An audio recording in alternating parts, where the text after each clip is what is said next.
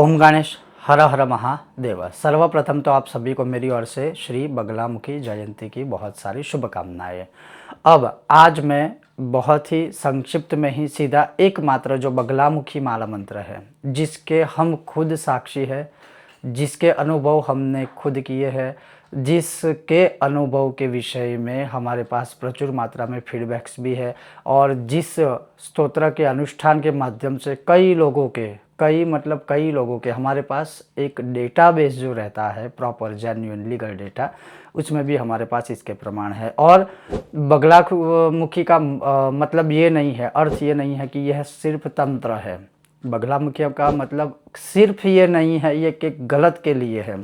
बगलामुखी का मतलब ये भी जानिए कि उनकी बगलामुखी के ही स्वरूप में सात्विक उपासनाएं भी कर सकते हैं। क्योंकि कई बार ये होता है और ख़ास करके हमारी जो एक मानसिकता रहती है कि हम एक बार जिस विषय में जो एक छाप हमारे दिमाग में किसी के लिए बैठ जाती है, वैसे ही धर्म के प्रति भी है और वो हमारे लिए दिमाग में वही फिक्स्ड रहता है। हालांकि जैसे बगलामुखी को लोग तंत्र की देवी कहते हैं, बगलामुखी मतलब सिर्फ शत्रुओं को मार देना, बगलामुखी मतलब युद्ध में किसी को पराजित कर देना, एकमात्र वो स्वरूप नहीं है। वो तो है, उसका तो आपको फल मिलता ही है, लेकिन उसके अलावा भी जैसे मान के चलिए कुंडली में कोई ग्रह बल ऐसे है, मान के चलिए कि कुंडली में अरिष्ट महादशा चल रही है, मान के चलिए कि किसी का कुछ किया कराया हुआ है, मान के चलिए कि जो एक अदृश्य स्वरूप में नेगेटिविटी रहती है या नकारात्मक शक्तियाँ रहती है जिसकी वजह से आप परेशान हो या आपका परिवार परेशान आदि है, तो उसमें भी आपको कहीं ना कहीं जो है शुभ फल प्राप्त हो सकता है। और ज़्यादा इसमें समय ना लेते हुए मैं आपको सीधा ये बताऊंगा कि आज मैं आपको जो है श्री बगलामुखी माला मंत्र,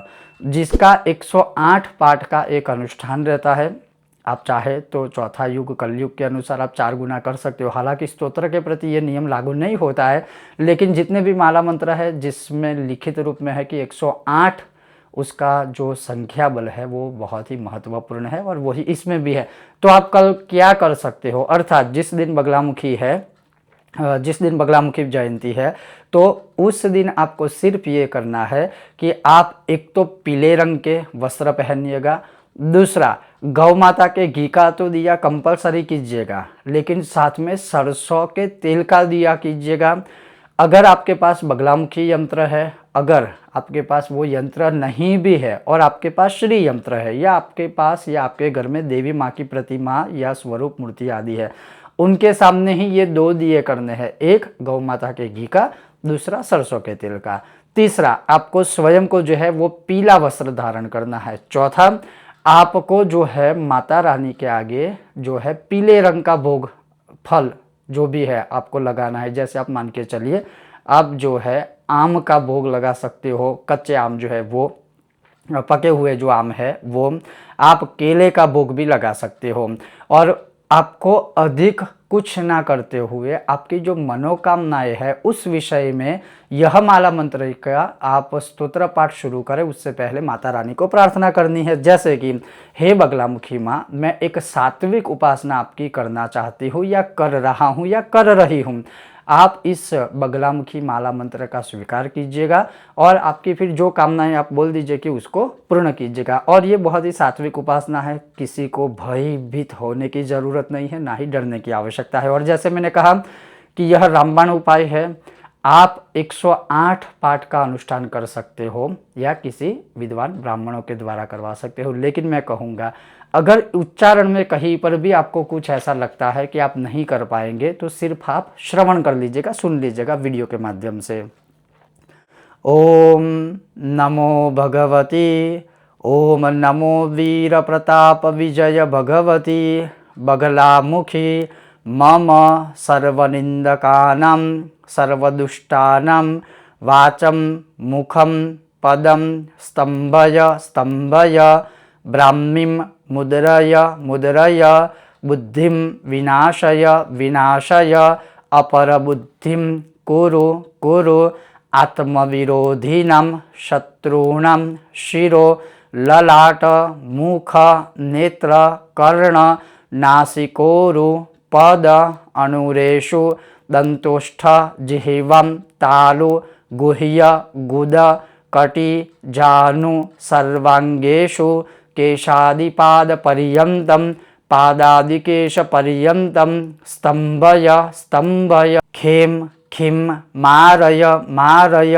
परमन्त्र परयन्त्र परतन्त्राणि छेदय छेदय आत्ममन्त्र यन्त्र तन्त्राणि रक्ष रक्ष ग्रहं निवारय निवारय व्याधिं विनाशय विनाशय दुःखं हर हर दारिद्र्यं निवारय निवारय सर्वमन्त्रस्वरूपिणी सर्वतन्त्रस्वरूपिणी सर्वशिल्पप्रयोगस्वरूपिणी सर्वतत्त्वस्वरूपिणी दुष्टग्रह भूतग्रह आकाशग्रह पाषाणग्रह सर्वचाण्डालग्रह यक्ष किन्नर किंपुरुषग्रह भूत प्रेत पिशाचानं शाकिनी डाकिनी ग्रहाणं पूर्वदिशं बन्धय बन्धय वार्तालीमं रक्ष रक्ष दक्षिणदिशं बन्धय बन्धय